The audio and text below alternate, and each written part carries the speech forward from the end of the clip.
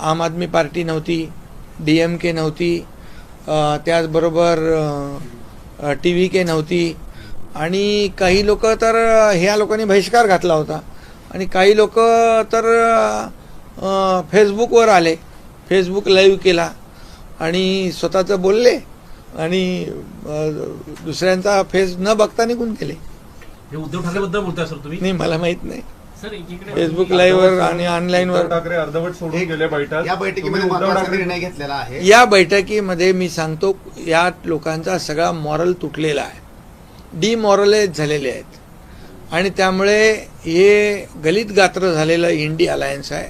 फक्त मोदी द्वेषाने हे एकत्र आलेले आहेत, मोदी द्वेषाने पछाडलेले आहेत आणि म्हणून जेव्हा तेव्हा उठता बसता त्यांना एकच प्रधानमंत्री मोदीजी दिसतात आणि त्यांच्यावर आरोप करत ते सुटतात. इथून पुढे एक महत्त्वाचा त्यांनी निर्णय घेतलेला आहे की दर 3 महिने त्यांना या देशाची प्रगती आवडत नाही.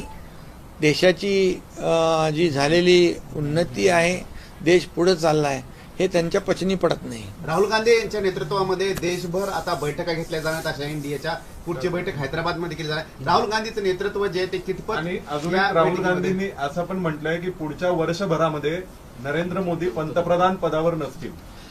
माझं त्यांना एवढंच सांगणं आहे, विचारणं आहे की नरेंद्र मोदी साहेब तर 140 कोटी जनतेच्या भरोश्यावर, आशीर्वादावर 1 वर्ष नाही, पुढचे कितीतरी वर्ष राहतील. परंतु राहुल गांधी जे बोलतायत की नरेंद्र मोदीजी 1 वर्षाने प्रधानमंत्री नसतील, त्या राहुल गांधींना मी सांगू इच्छितो, विचारू इच्छितो, तुम्ही 1 वर्ष तरी कन्सिस्टंटली सातत्याने देशात तरी राहून दाखवा, सातत्याने काम करून तर दाखवा. मला वाटतं पवार साहेब पण त्यांच्याबद्दल बोललेले आहेत की त्यांच्या कामामध्ये सातत्य नाही. ममता दिदी पण बोललेले आहे त्यांच्या कामामध्ये सातत्य नाही.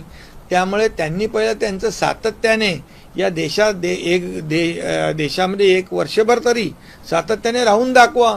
ते नेहमी उठतात, मध्ये देशामध्ये प्रधानमंत्र्यांची बदनामी करतात, देशाच्या बाहेर गेल्यावर देखील प्रधानमंत्र्यांची बदनामी करतात. हे कसली देशभक्ती आहे? हा खरं म्हणजे देशाच्या विरोधातला देशद्रोह आहे.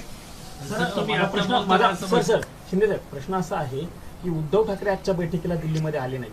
चर्चा होती की मागच्या वेळी जेव्हा ममता बॅनर्जी नाराज झाल्या होत्या, त्या उद्धव ठाकरेंनी त्यांची समजूत काढली होती, अशी चर्चा होती.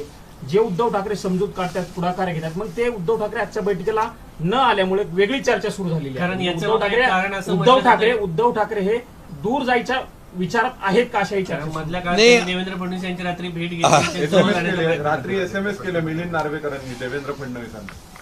नाही, आता मी आपल्याला एकच सांगतो, हे निरुत्साह म्हणजे एक गलित गात्र झालेले लोक आहेत आणि अतिशय पराभवाने झालेले जे पराभव आहेत. मगाशी मी सांगितलं की इंडिया अलायन्समध्ये आल्यानंतर पराभव होतो, हे अशा प्रकारचं त्यांना विश्वास निर्माण झालेला आहे आणि म्हणून या बैठकीपासून काही लोक दूर झालेले आहेत. ममता बॅनर्जीचे खासदार फुटले, त्यांना ती भीती आहे की भविष्यात जर आपण अशा पद्धतीने बैठकीला आलो तर आपले खासदार देखील भविष्यात फुटू शकतात, म्हणून ते दुरून टाटा बाय बाय करतायत.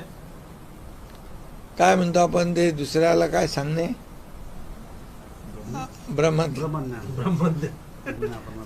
हा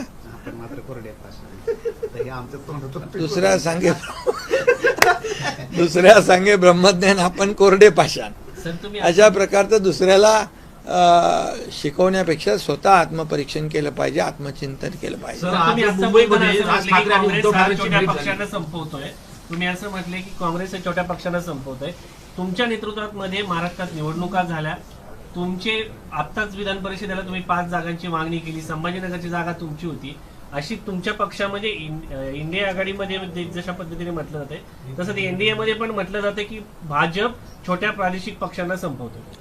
बघा, आमची जी युती आहे, महायुती आहे, आमचं गठबंधन विचारधारेवर झालेलं आहे. बाळासाहेबांचे विचार घेऊन आम्ही पुढे चाललो आहे. भारतीय जनता पक्ष आणि शिवसेना एक वैचारिक भूमिका घेऊन आम्ही पुढे चाललो आहे. त्यामुळे बाकी इंडिया अलायन्समध्ये जे स्वार्थासाठी एकत्र आलेले आहेत तसे आम्ही स्वार्थासाठी एकत्र आलेलो नाही. मला काय मिळालं, त्याला काय मिळालं, हे पाहण्याचं काम इंडिया अलायन्स करतात आणि म्हणूनच आता एक एक पक्ष त्यांच्यातला बाहेर पडत चालले.